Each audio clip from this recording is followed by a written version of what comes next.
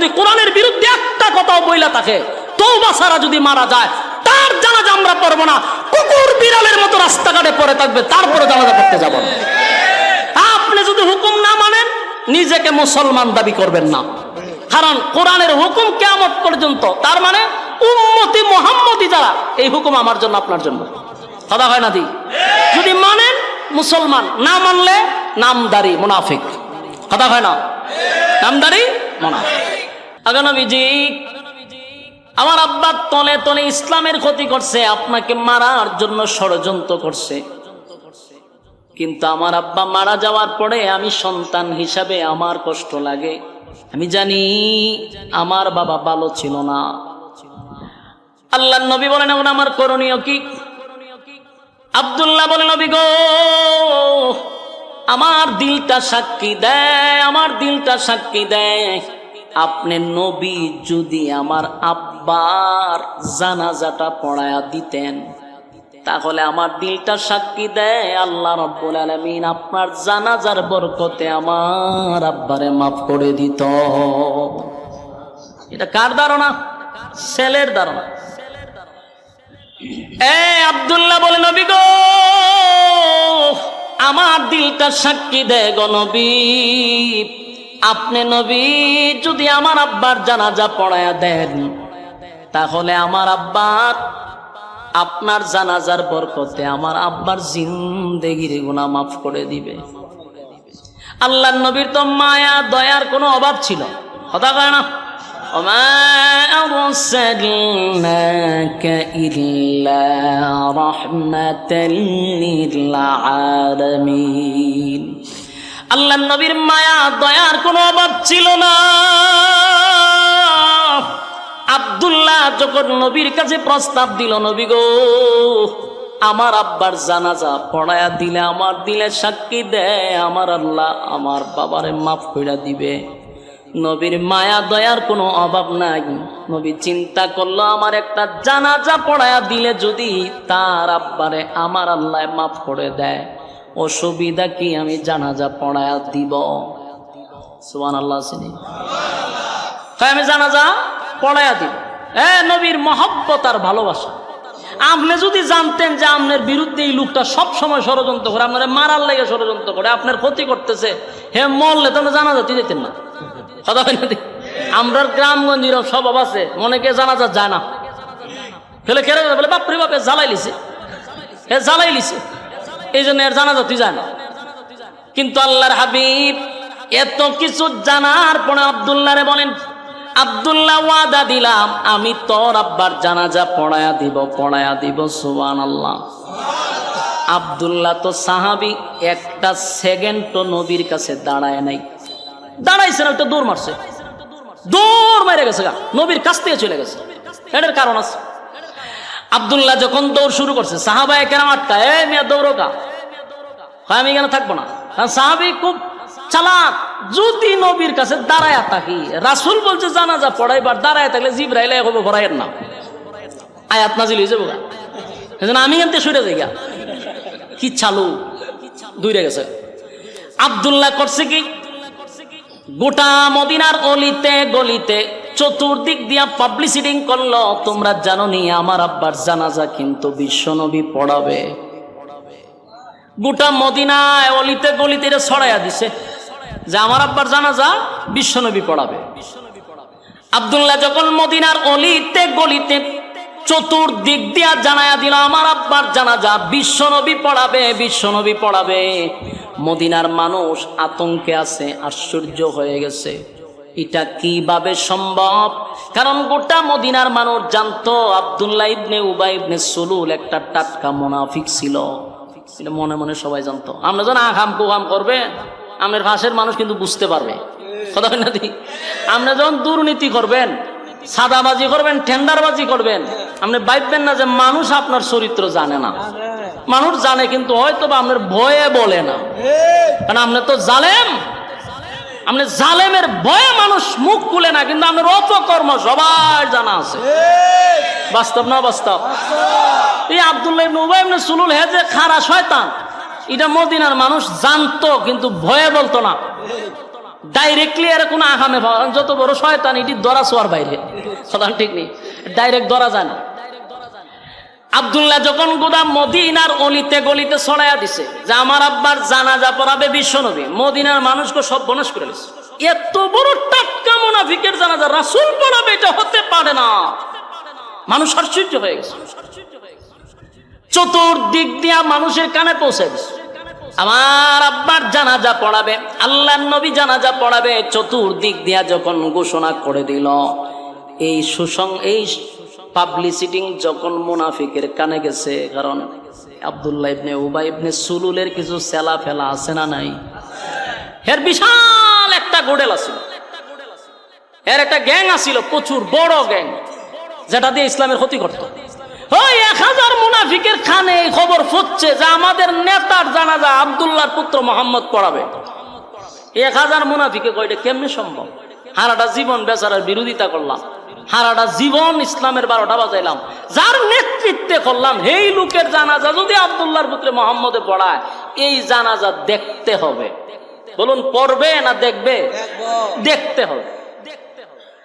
গোটা মদিনায় চতুর্দিক দিয়ে ঘোষণা হয়ে গেল, এই আল্লাহর হাবিব জানাজা পড়াবে, আব্দুল্লাহ ইবনে উবাই ইবনে সুলুলের জানাজা পড়াবে, আব্দুল্লাহ ইবনে উবাই ইবনে সুলুলের জানাজা পড়াবে।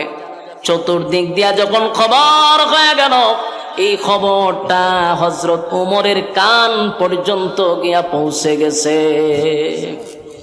মনোযোগ দিয়া শুনেন, ওই আরেক আয়াতে কইছিলাম, কয়টা আয়াত কইছি? 2টা, একটা তো শেষ, আরেকটা আয়াতে কেন নাজিল হইছে আইতাছি আপনার সামনে, এই জন্য একটু মনোযোগ দিয়া শুনে দিলে মজা পাইবে। এই আওয়াজ কার কানে গেছে? উমরের কানও গেছে। সবার খান আর উমরের খান বেশ কম আছে না নাই? চতুর্দিক দিয়া যখন ঘোষণা হয়ে গেছে আব্দুল্লাহ ইবনে উবাই ইবনে সুলুলের জানাজা পড়াবে, বিশ্বনবী কানে পৌঁছে গেছে। হযরত ওমরের মেজাজটা গরম হয়ে গেছে, এটা কোনোভাবেই সম্ভব হবে না। আল্লাহর নবীর সাহাবী হযরত ওমর রাগান্বিত হয়ে গেলেন, শরীরের রক্ত লাল হয়ে গেছে, মেজাজ গরম। এত বড় মুনাফিকের জানাজা কেমনে গো আমার নবী পড়াবে? যেই লোকটা আমার নবীর বিরোধিতা করলো, যেই লোকটা ইসলামের ক্ষতি করলো, যেই লোকটা জীবনটা ভর ইসলামের 12টা বাজাইলো, এমন লোকের জানাজা নবী কেমনে পড়াবে? চতুর্দিক দিয়া মানুষের আনা গনা শুরু হয়ে গেছে, কারণ জানাজা পড়াবে বিশ্ব নবী। নবী জানাজা পড়াবে, এই জন্য মানুষের আনাগোনা কম না বেশি? মানুষের আনাগোনা বেশি। আল্লাহর নবী জানাজা পড়াবে, এই জন্য চতুর্দিক দিয়া মানুষের আনাগোনা শুরু হয়ে গেল। সাথে হযরত ওমরের কান পর্যন্ত আওয়াজ পৌঁছে গেল। অন্যদিকে 1000 মুনাফিকরাও জানাজার মাঠের চতুর্দিক দিয়া তারা ঘুরতেছে, জানাজা দেখার জন্য, পড়ার জন্য না। সাহাবায়ে কেরামরা জানাজার মাঠে উপস্থিত হইয়া আল্লাহর নবীর সামনে দাঁড়াইয়া কথা বলার সাহস নাই গো।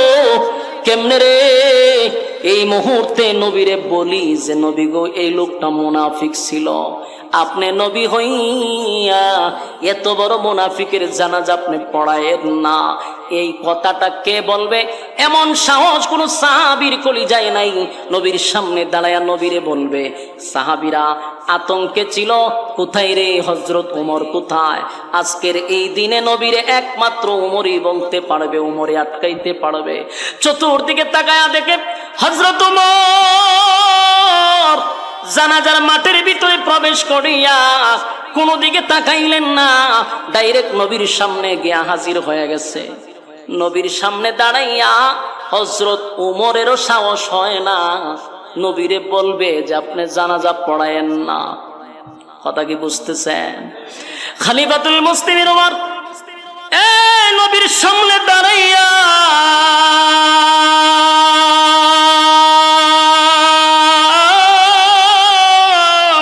কেমনে গো নবীর সামনে দাঁড়াইয়া বল বলবে নবী আপনি জানাজা পড়ায়েন না, এই সাহসটা হযরত ওমরের ভিতরে নাই।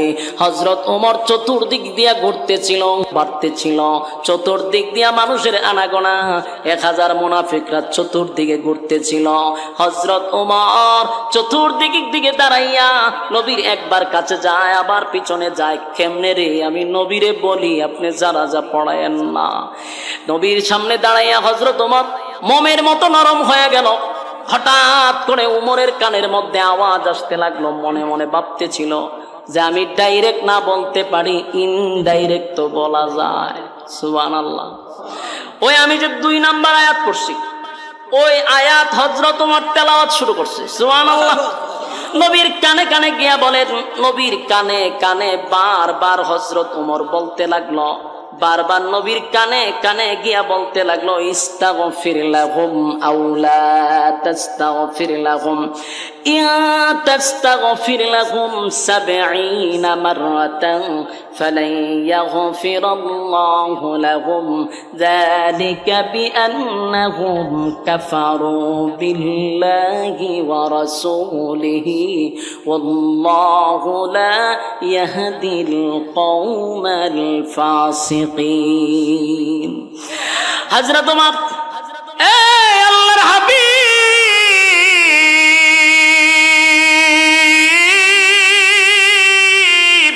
পয়গম্বরের কানে কানে কানে কানে বারবার আয়াতগুলি পড়তে লাগলো।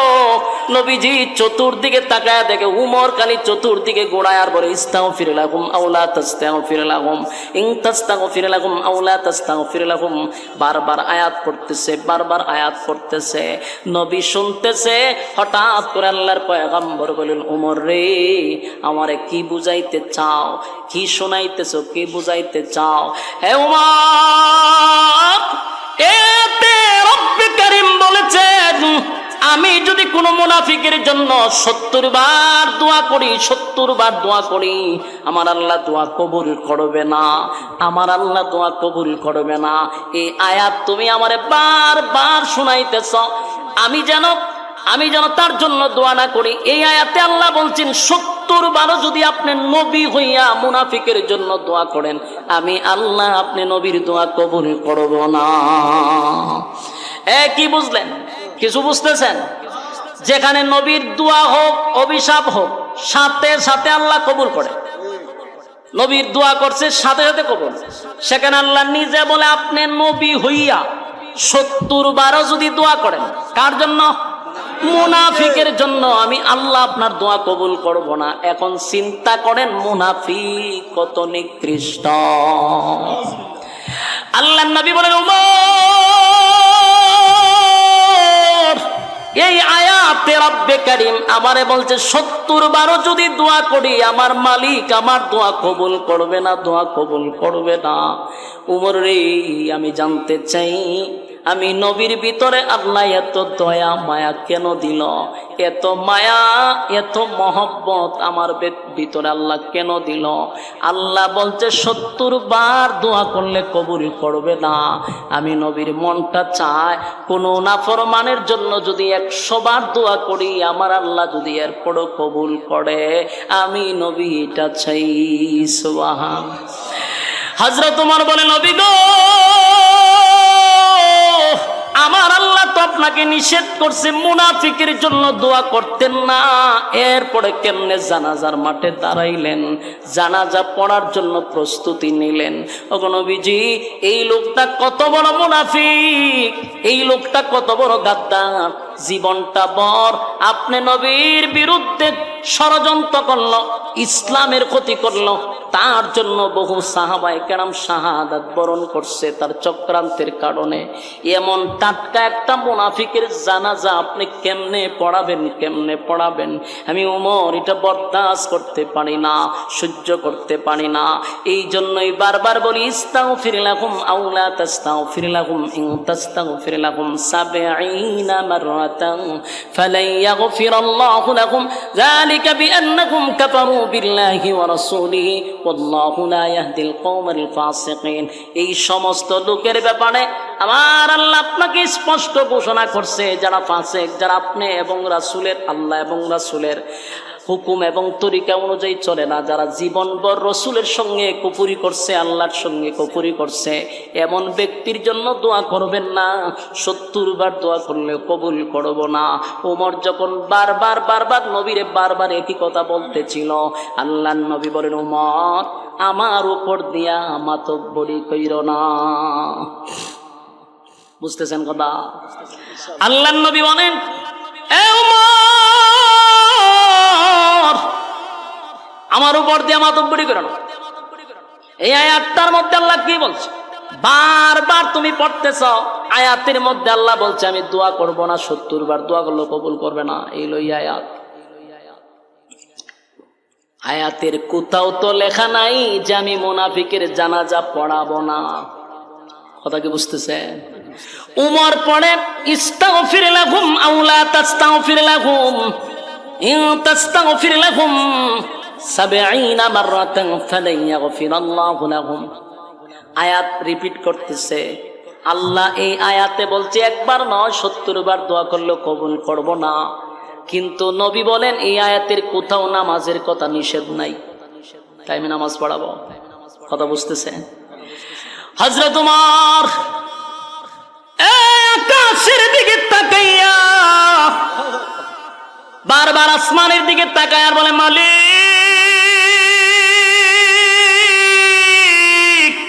কেমনে গো? নবীর সামনে আমি 2 বার 3 বার রিপিট করার পর নবী বলে জানাজা পড়াবে, জানাজা পড়াবে। ঠিকই তো দেখা যায় এই আয়াতের কোথাও নামাজের কোনো নিষেধ নাই। এই আয়াতের কোথাও মুনাফিকের জানাজার ব্যাপারে আল্লাহ নিষেধ নাই। আসমানের দিকে তাকাইয়া উমর বলে, মালিক নামাজের আয়াতটা আপনি নাজিল কইরা দেন। সুবহানাল্লাহ। হযরত ওমর আসমানের দিকে তাকাইয়া বারবার বলে, মালিক মুনাজাতের কথা নিষেধ করলেন, আল্লাহ আপনার জানাজার নামাজের কথা নিষেধ করে দেন গো। নামাজের কথা যদি নিষেধ করে দিতেন আমার নবী তো নামাজ পড়াইতো না, কিন্তু মুনাফিকের জানাজা পড়াবে আমি উমর বরদাস্ত করতে পারতেছি না। প্রত্যেকটা সাহাবীর চোখে পানি, কারণ এত বড় টাটকা মুনাফিকের জানাজা নবী পড়াবে, কোন সাহাবী ওটা মেনে নিতে পারতেছে না। নবীর সামনে দাঁড়াইয়া কথা বলার সাহসও পাইতেছে না। আল্লাহর নবীর সাহাবী হযরত ওমর আসমানের দিকে তাকায়, অন্যদিকে নবী সবাইরে চমকায়া দিলেন, অবাক করে দিলেন। আল্লাহর পয়গম্বর আব্দুল্লাহ ইবনে উবাই ইবনে সুলুল মুনাফিকের সর্দারের সামনে, লাশের সামনে নবী দাঁড়াইছে। দাঁড়াইয়া মুখ থেকে একটু তুতু বাইর করছে। নবীজির মুখের তুতু আব্দুল্লাহ ইবনে উবাই ইবনে সুলুল মুনাফিকের মুখে নবীর তুতু লাগাইয়া দিছে। সুবহানাল্লাহ। কার তুতু? নবীর তুতুর দাম আছে না নাই? আল্লাহর নবীর মুখের তুতু নিয়া মুনাফিকের মুখে লাগাইয়া নবী বলেন, আব্দুল্লাহ রে তোর আব্বার মুখে আমি নবীর তুতু লাগাইয়া দিছি। কেন জানোস নি?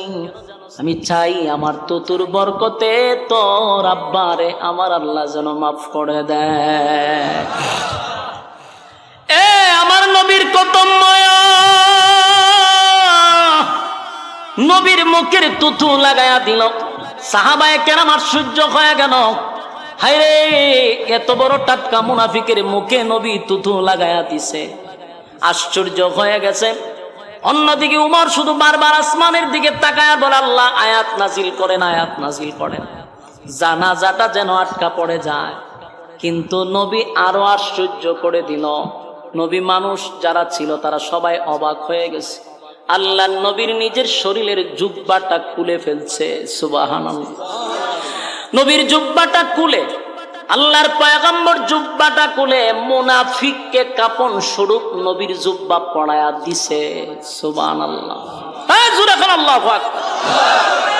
নবীর জুব্বার দাম আছে না নাই?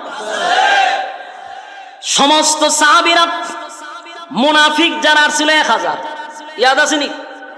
ফরতায় জানা দেখতে হইছে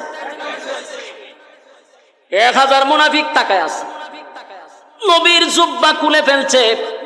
নবী লাশের সামনে দাঁড়াইয়া নবীর জুব্বাটা কুইলা ফালাইছে, কাপন স্বরূপ মুনাফিকরে পড়ায়া দিছে। সুবহানাল্লাহ। সাহাবায়ে কেরামরা এই দৃশ্য দেখা, সাহাবায়ে কেরাম এই দৃশ্য দেখা মাটিতে পইরা গইরাইয়া কান্না শুরু করে দিছে গো। সাহাবায়ে কেরাম মাটিতে পইরা কান্দে আর বলে, হায় রে,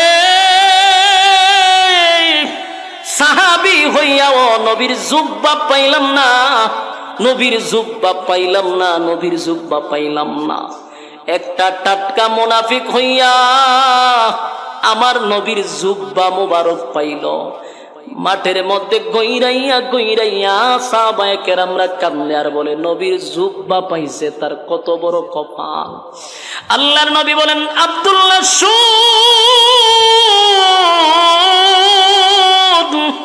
তোর আব্বারে আমার জুব্বা কেন পরাইলাম জানোস নি? কেন পড়াইছি, কেন পড়াইছি? হে আব্দুল্লাহ শুন, বদরের যুদ্ধে আমার চাচা শহীদ হইছে।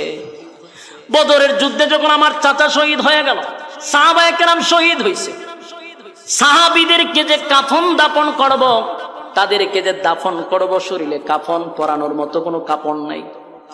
অসংখ্য সাহাবীদের শরীর থেকে জুব্বা কুলে কুলে এক একজন সাহাবীকে পড়ায়া দিছে। কিন্তু আমার চাচা ছিল মোটা, স্বাস্থ্যবান, যার তার কাপড় আমার চাচার পরিধানে লাগে না। আব্দুল্লাহ রে, সেদিন তোর আব্বা চোখ শরমে লজ্জায় হোক নিজের জুব্বাটা খুইলা আমার চাচারে কাপন স্বরূপ পড়ায়া দিছে। জুড়ে কোন সুবহানাল্লাহ। এ আব্দুল্লাহ, আমি তোর আব্বার কাছে ঋণী ছিলাম, তাই আজকে আমার জুব্বাটা তোর আব্বারে দিয়া আমি ঋণ থেকে মুক্তি হয়ে গেলাম, ঋণ মুক্ত হয়ে গেলাম, ঋণ থেকে মুক্ত হয়ে গেলাম। সুবহানাল্লাহ। নবী বলেন, আমার চাচারে তোর আব্বা জুব্বা পড়ায়া দিছিল, তাই আমি নবী তোর আব্বারে জুব্বা পড়ায়া দিলাম, ঋণ থেকে মুক্ত হয়ে গেলাম। সুবহানাল্লাহ। উপস্থিত সাহাবীরা এই দৃশ্য দেখার পরে 1000 মুনাফিক আসছিল জানাজার নামাজ দেখার জন্য। এই 1000 মুনাফিকের চোখ দিয়া পানি চলে আসছে। 1000 মুনাফিক কান্দে আর বলে, জীবন বরকার জন্য যুদ্ধ করলাম, জীবনটা বরকার বিরোধিতা করলাম, কারে মারার জন্য এত প্ল্যান করলাম, যেই নেতার নেতৃত্বে আব্দুল্লাহর পুত্র মুহাম্মদের বিরুদ্ধে ষড়যন্ত্র করলাম, আজকে সেই আব্দুল্লাহর পুত্র মুহাম্মদ আমাদের নেতারে নিজের জুব্বা পড়ায়া দেয়, নিজের মুখের তুথু আমার নেতার মুখে লাগায়া দেয়। এই দৃশ্য দেখার পরে আমরা বুঝতে পারলাম, মুহাম্মদের শত্রুর জন্য যদি এত মায়া হয় গো, মুহাম্মদের বন্ধুর জন্য কত মায়া। এ যুবক ভাইরা, 1000 মুনাফিক, 1000 মুনাফিকের চোখের মধ্যে পানি, কান্দে আর বলে, না, অন্যায় করছি, অপরাধ কইরা বানাইছি, জীবনটা বরে নেতার পরামর্শে আব্দুল্লাহর পুত্র মুহাম্মদের বিরোধিতা করলাম। আজকে যা দেখলাম, এই লোকটা কোনোদিন খারাপ হতে পারে না। এই লোকটার ভিতরে এত মায়া আর মহব্বত, শত্রুর প্রতি যদি এত মায়া হয়, বন্ধুর জন্য কত মায়া হবে। আর শত্রু হতে চাই না, এবার আমরা বন্ধু হয়ে যাব। 1000 মুনাফিক জানাজার মাঠে মানুষকে সরাইয়া নবীর সামনে উপস্থিত। সুবহানাল্লাহ। নবীর সামনে আছে, বলে, আল্লাহর পয়গম্বর, যার জানাজা পড়ানোর জন্য আপনি দাঁড়াইছেন গো নবী, যার জানাজা পড়ানোর জন্য আপনি দাঁড়াইলেন, উনি হলেন আব্দুল্লাহ ইবনে উবাই ইবনে সুলুল, আমাদের নেতা। মুনাফিকদের লিডার ছিল এই আব্দুল্লাহ ইবনে উবাই ইবনে সুলুল। আমরা তার কর্মী, তার নেতৃত্বে আমরা ইসলামের ক্ষতি করতাম, তার নেতৃত্বে আপনার বিরুদ্ধে ষড়যন্ত্র করতাম, তার নেতৃত্বে আপনাকে মারার জন্য গভীর ষড়যন্ত্র চলত। ওগো নবীজি, আপনি তার জানাজা পড়ানোর জন্য দাঁড়াইছেন, আমার নেতার মুখে আপনি তুতু লাগাইছেন, আমার নেতার শরীরে আপনার জুব্বা কুইলা কাপড় শুরু পড়ায়া দিছেন। আজকের পর থেকে আপনার শত্রু হতে চাই না, আপনার বন্ধু হতে চায়। পড়ায়া দেন লা ইলাহা মুহাম্মাদুর রাসূলুল্লাহ। একটা জবান বন্ধ রাখবেন না, জোরে কোন সাল্লাল্লাহু আলাইহি ওয়াসাল্লাম। এ যুবক ভাইরা, এ দিলের কান লাগায় শুনেন, নবীর চরিত্র আর আখলাক দেইখা 1000 মুনাফিক কালেমা পইরা ঈমান আনছে শুধু নবীর চরিত্র দেইখা। কথা হয় না? কার চরিত্র দেখ? আমার নবীর চরিত্র দেখ। সাধারণ চরিত্র, কথা হয় না দি, আজিম চরিত্র। বলুন কি চরিত্র? আজিম চরিত্র। আল্লাহ কোরআনে যার চরিত্রের সার্টিফিকেট দিচ্ছে। সুবহান। ওয়া ইন্নাকা